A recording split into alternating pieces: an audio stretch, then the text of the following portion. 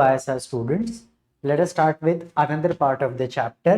Last time हमने खत्म किया था regarding development of monocot and dicot seed के बारे में हमने डिस्कस किया था. अब हम लोग थोड़ा आगे बढ़ते हैं एंड डिस्कस करते हैं fruit and seed, significance of fruit and seed and what are the events that happens after fertilization. So last time का एक glance monocot seed and dicot seed. अब फर्टिलाइजेशन के बाद क्या होता है? फर्टिलाइजेशन के बाद जो ओव्यूल होता है इट गेट्स कन्वर्टेड और ट्रांसफॉर्म्ड इनटू सीड. न्यूसिलस पेरिस्पर्म बन जाता है. सम पार्ट ऑफ पेरिस्पर्म का मतलब होता है जब थोड़ा थोड़ा पार्ट ऑफ न्यूसिलस अगर बच जाए तो उसे हम पेरिस्पर्म कहते हैं. ये आपको देखने मिलेगा black paper and beat route में आपको देखने मिलेगा. अगर हम इंटेग्यूमेंट्स की बात करें तो बेसिकली ये इंटेग्यूमेंट सीड कोट बनाते हैं. इंटेग्यूमेंट में भी हमने पढ़ा था outer integument and inner integument. ये जो आउटर इंटेग्यूमेंट है इसे हम कहते हैं टेस्टा, इनर इंटेग्यूमेंट को हम कहते हैं टेगमेन. अब ovary gets converted into fruit, ovary wall gets converted into pericarp. अगर हम ओवरी वॉल पेरिकार्प की बात करें तो ये पेरिकार्प 3 पार्ट्स में डिवाइडेड है. Epicarp, outer, mesocarp, middle, endocarp, internal, सबसे अंदर.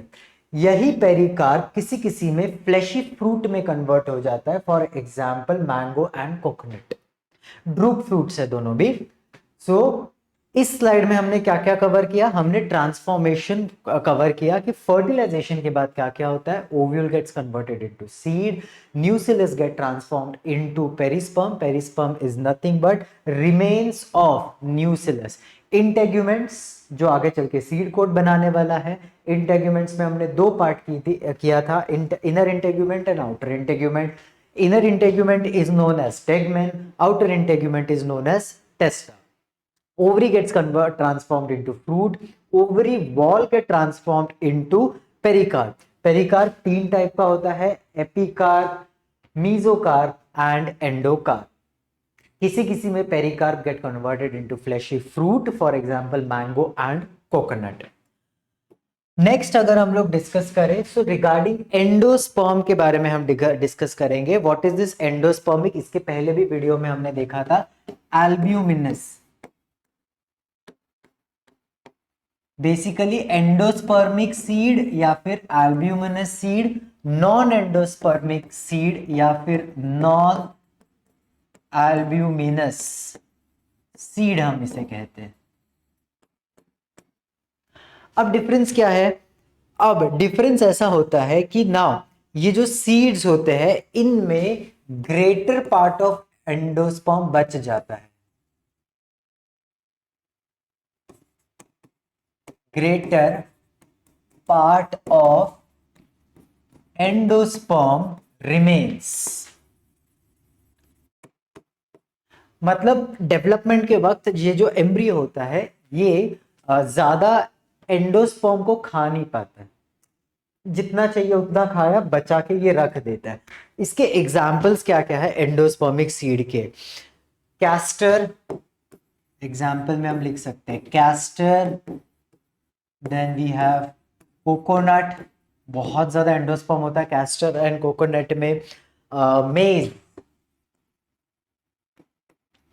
नॉन एंडोस्पर्म में, नॉन एंडोस्पर्मिक सीड या फिर नॉन अल्ब्यूमिनस सीड में there is no endosperm remain. कोई भी एंडोस्पर्म नहीं रहता है. सीड डेवलपमेंट के वक्त पूरा का पूरा एंडोस्पर्म खा लेता है. एग्जाम्पल एक है पी, दूसरा है बी. ये 2 एग्जाम्पल है. कॉटिलिडॉन्स जो होते हैं, कॉटिलिडॉन्स बेसिकली फूड स्टोरेज का काम करते हैं. फ्रूट फर्दर डेवलप होता है with the help of hormonal actions. Hormonal actions कहाँ पे होते हैं? Developing seed.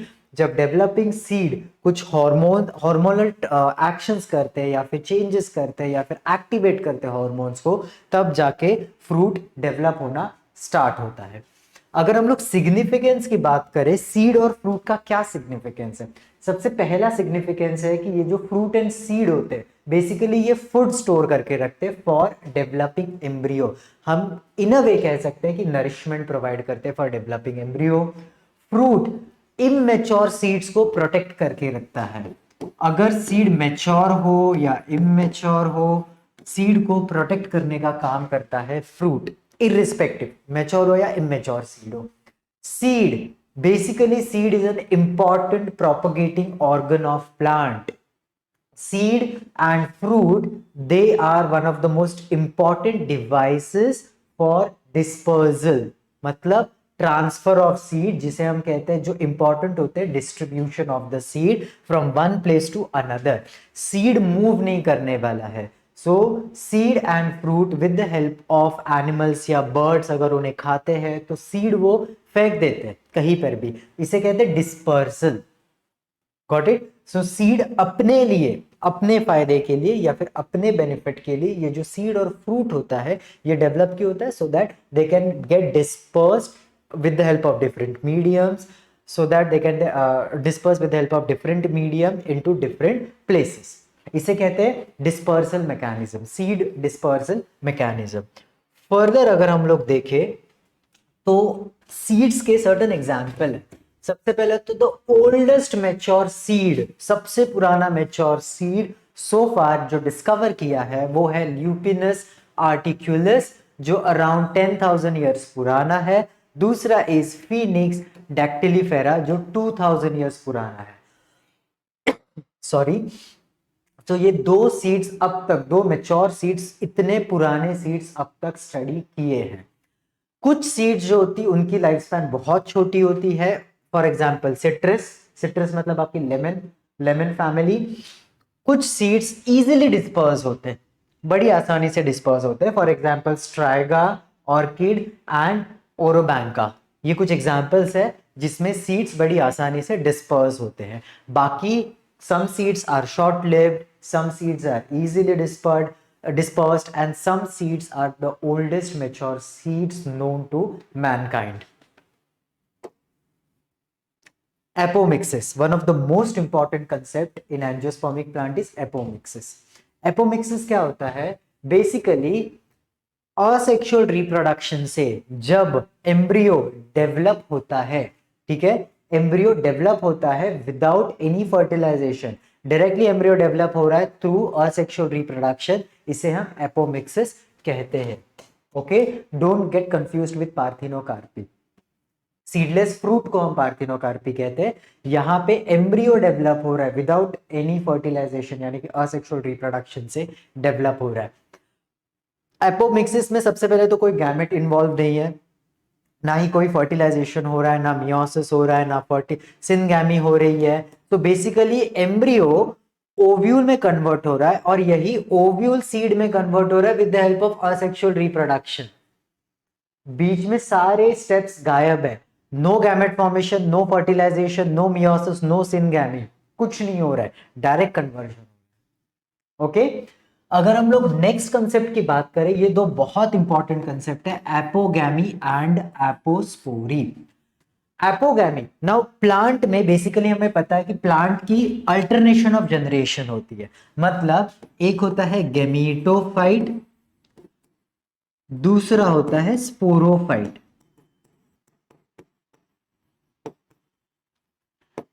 According to natural law, nature के हिसाब से गैमेटोफाइट मतलब gamete producing organ, gamete can not be diploid, so naturally gametophyte has to be haploid.